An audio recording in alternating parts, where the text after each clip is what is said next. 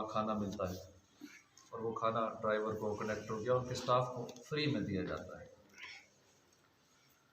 वो फ्री क्यों दिया जाता है, किस खाते में दिया जाता है, या खाने के साथ कमीशन भी दिया जाता है बाज़ जगहों पे, ये सूरत कैसी है? इस तरह खाना खिलाना या रकम का लेन देन करना, ये हलाल है या हराम है?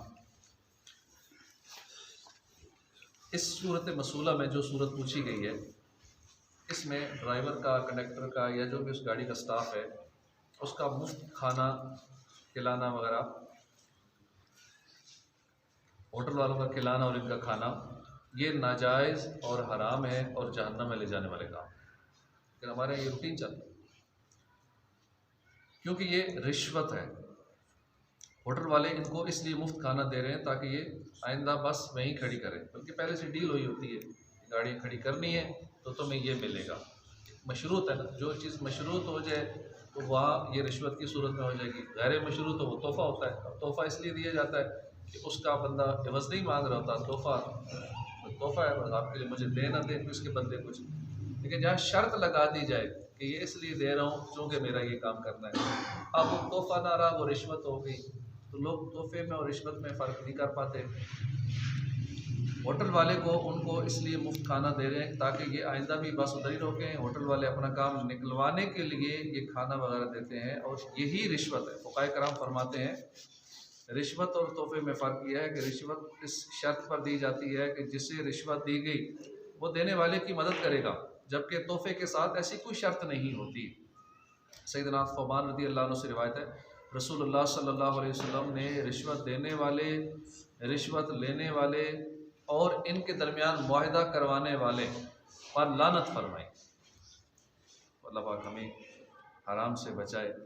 मुकाशफतुल कुलूब में है कि आदमी के पेट में जब लुक़मा हराम पड़ा तो ज़मीन व आसमान का हर फरिश्ता उस पर लानत करता है जब तक उसके पेट में रहेगा। और अगर इसी हालत में मौत आ गई, लुक़मा हराम पेट में है और इस हालत में उसको मौत आ गई, तो दाखिले जहन्नम होगा। इसलिए इसके हलाल के लिए कोशिश करनी चाहिए और कोशिश के अलावा मालूमात भी हासिल करनी चाहिए। जो कारोबार जैसा कर रहा है उस कारोबार के मुतालिक मालूमात ले लें, जो जॉब कर रहा है, जो भी हमारा सोर्स ऑफ इनकम है उससे रिलेटेड हमें मालूमात हासिल करनी चाहिए कि वो जायज़ नाजायज़ इसकी क्या क्या सूरतें हैं।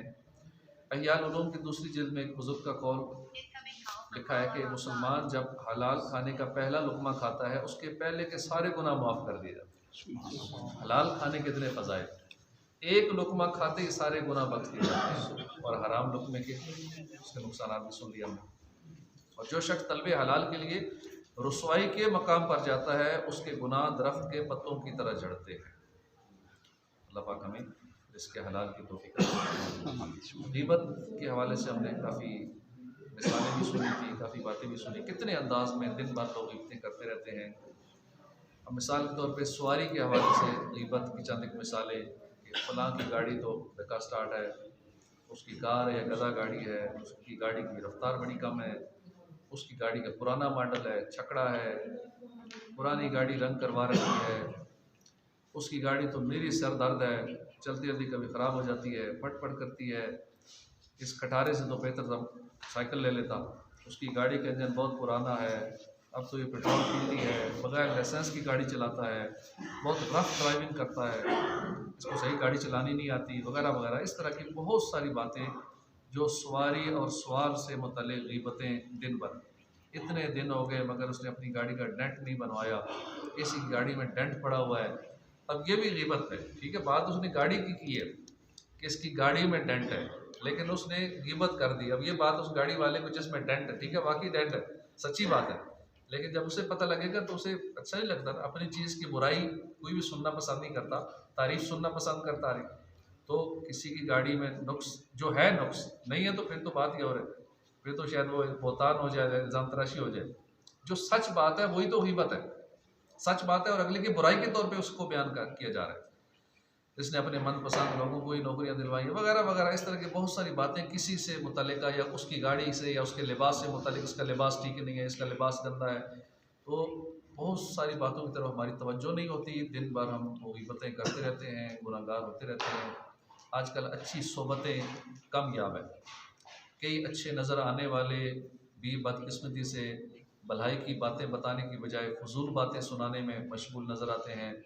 काश हम सिर्फ रब कायनात ही की खातिर लोगों से मुलाकात करें और हमारा मिलना सिर्फ ज़रूरत की बात करने की हद तक हो।